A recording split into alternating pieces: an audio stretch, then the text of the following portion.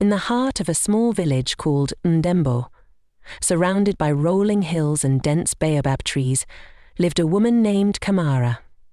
She was known for her beauty, her enigmatic smile, and a secret that no one dared to speak of openly. Kamara had a peculiar way of living.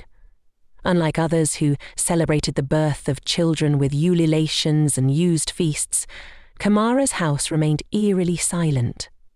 Villagers whispered that she was cursed, for no one ever saw the children she bore.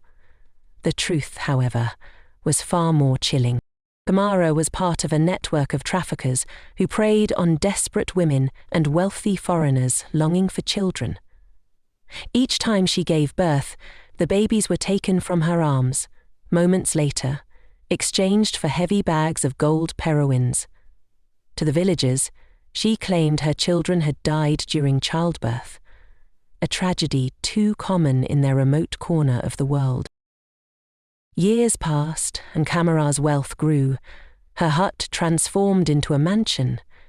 She wore the finest fabrics from distant lands and adorned herself with jewelry that caught the sun's light.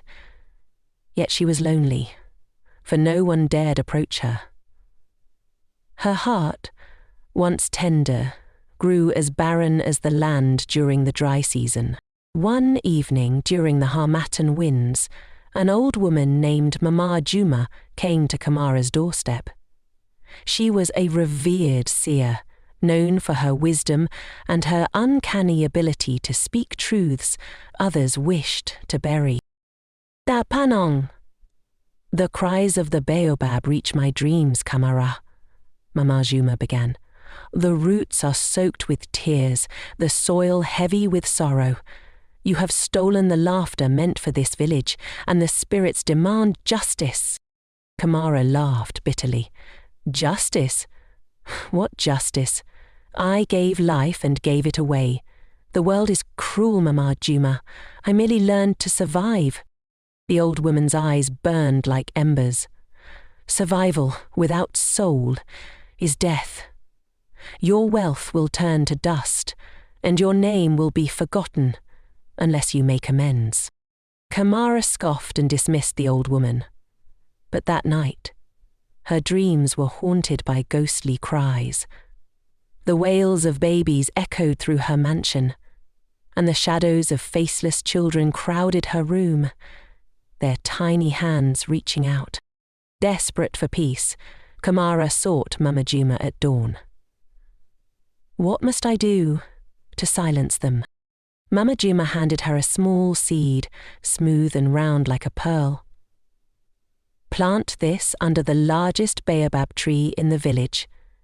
For every child you sold, care for an orphan until this tree bears fruit." Her eyes went to the massive tree, branches growing from its largest branches. Kamara's heart sank. She had sold over 20 children. The weight of her sins felt unbearable, but she agreed. Years went by, and Kamara transformed. She opened her home to the village's abandoned children, raising them with love and devotion. The once cold woman became a mother in the truest sense, and the baobab tree flourished under her care. On the day the tree bore its first fruit, Mama Juma returned, her face radiant. "You have turned your curse into a blessing, Kamara. The spirits are at peace." Kamara wept under the shade of the baobab, surrounded by the laughter of children she had saved. Though she could never undo her past, she had found redemption in nurturing a future. From that day on, the baobab became a symbol of hope and forgiveness in Ndembo, its fruits feeding generations to come. Themes. The story explores redemption, the weight of choices, and the transformative power of nurturing life.